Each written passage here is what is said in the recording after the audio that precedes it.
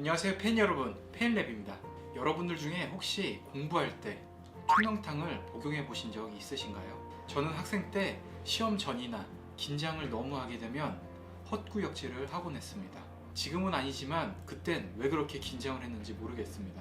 긴장을 극도로 했기 때문에 병원 가긴 조금 애매하고 한의원에 가서 총명탕이라는 걸 지어 먹었어요.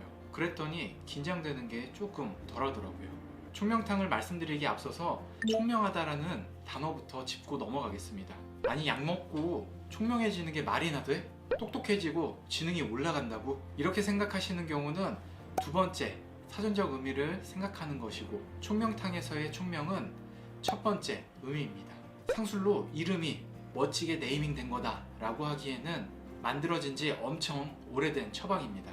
무려 중국 명나라 때 태의원 의관이었던 공정현이 처방한 내용입니다. 식약처의 자료를 보면 다음과 같은 내용이 나와 있습니다.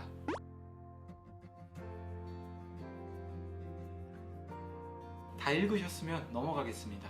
총명탕의 최신 직연 논문은 다음과 같습니다.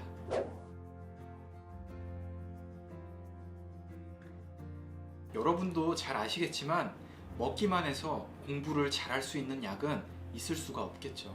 집중력을 많이 올려주거나 불안감을 해소시켜주는데 도움이 될 수 있습니다. 간혹 각성제나 ADHD 치료제를 공부 잘하는 약이라고 속여서 불법으로 판매하는 사례도 있을 정도로 수험생 및 학부모의 니즈는 꾸준히 있어 왔습니다.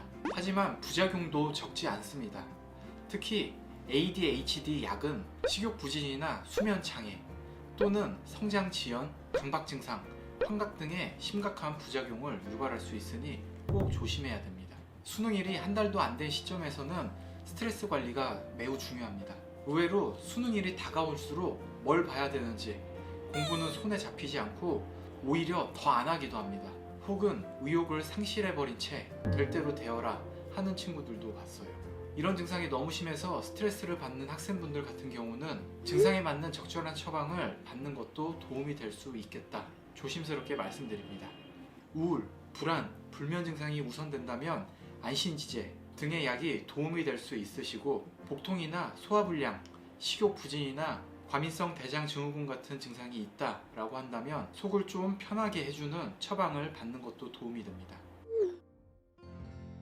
뿐만 아니라 오래 앉아있기 때문에 두통이나 어깨의 통증과 같은 근골격계 통증에는 갈근탕이 도움이 될 수 있습니다. 사실 증상에 따라 한의사의 정확한 진단과 처방에 의해 약을 받는 게 제일 좋겠지만 가기가 부담된다 하는 경우는 시중에 나와 있는 기성품 약을 드셔도 좋습니다.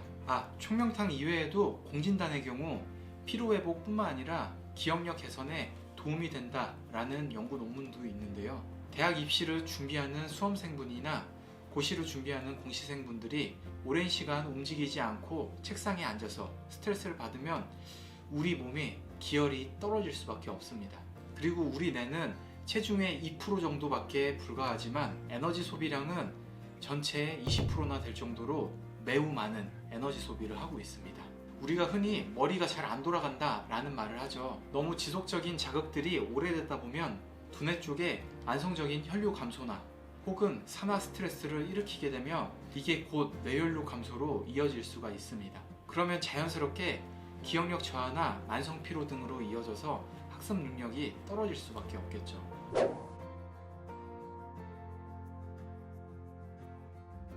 집 냉장고에 아버지 공진단이 있으면 학생분이 몰래 드셔도 좋습니다. 솔직히 한 달도 안 남은 시점에서 심적으로 쫓기고 하기 때문에 한의원에 들러서 처방받을 만큼 여유가 없는 경우가 많을 거라고 짐작이 됩니다. 혼자 할 수 있는 것 중에 불안감을 떨어뜨릴 수 있는 효과가 있는 몇 가지를 알려드릴게요. 첫 번째는 호흡입니다.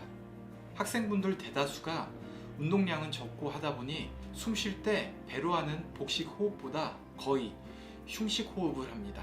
이런 유형의 호흡을 오래 하게 되면 산소와 이산화탄소의 기체 교환이 충분하지 않기 때문에 혈액에 화학적인 변화가 일어날 수밖에 없습니다. 결국에는 불안과 피로 증상이 유발될 수 있는 거죠. 또한 이렇게 얕은 호흡을 계속하게 되면 교감신경을 자극하게 되고 오히려 흉식 호흡을 다시 강화시키는 악순환이 반복됩니다. 정확한 호흡 방법은 이쪽 영상을 참고해 주세요. 두 번째는 지압법인데요. 저는 학생 때 시험 전이나 긴장할 때 자주 헛구역질을 했다라고 했었죠. 체질상 그런 학생들이 있습니다. 그럴 때는 내관여를 지압해 주는 게 도움이 될 수 있습니다. 손목을 굽혔을 때 나오는 주름의 정중앙에서 아래 5cm로 내려오다 보면 그쪽이 뇌관열입니다. 임산부의 구역감에 쓰이기도 하는 이 뇌관열은 압박을 했을 때 두통이나 구역감이 호전된다는 연구 논문 여기 있습니다. 뿐만 아니라 정수리 한가운데 있는 백회열과 눈썹 사이에 가운데 인당혈, 그리고 양쪽 이쪽에 태양혈을 마사지하면 두통과 불안감이 줄어든다고 합니다. 저 같은 경우는 제가 존경하는 원장님께서 알려주신 방법을 가끔 사용합니다. 감정 자유기법 중에 하나인데요. 사실 저도 자세한 내용은 모릅니다. 근데 불안해서 일이 손에 안 잡힐 때 혹은 불쾌한 감정이 많이 들 때 해보면 효과가 있더라고요. 방법은 3번 정도 나는 불안하지 않다, 나는 불안하지 않다, 나는 불안하지 않다를 외쳐줍니다. 이상해도 한번 그냥 따라해보세요. 그 다음은 작게 말하면서 맨 위에 백회를 두드려주면서 말합니다. 나는 불안하지 않다. 그리고 눈썹 사이의 정중앙 부위를 이렇게 두드려주면서 나는 불안하지 않다. 그리고 눈썹 옆에 나는 불안하지 않다. 눈 아래 나는 불안하지 않다. 그리고 인중 가운데 불안하지 않다. 턱에 불안하지 않다. 그리고 쇄골 아래에 불안하지 않다. 그리고 가슴 옆에 불안하지 않다. 좀 기괴하긴 해도 어느 정도 효과가 있더라고요. 그리고 다시 100회로 돌아와서 나는 불안하지 않다.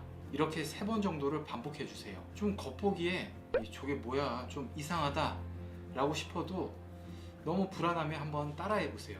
혹은 너무 화가 난다 할 때도 마찬가지입니다. 나는 화가 나지 않는다. 나는 화가 나지 않는다. 나는 화가 나지 않는다. 이런 식으로 반복해줘도 효과는 있더라고요. 저도 사실 이런 거 잘 믿지 않는 성격이에요.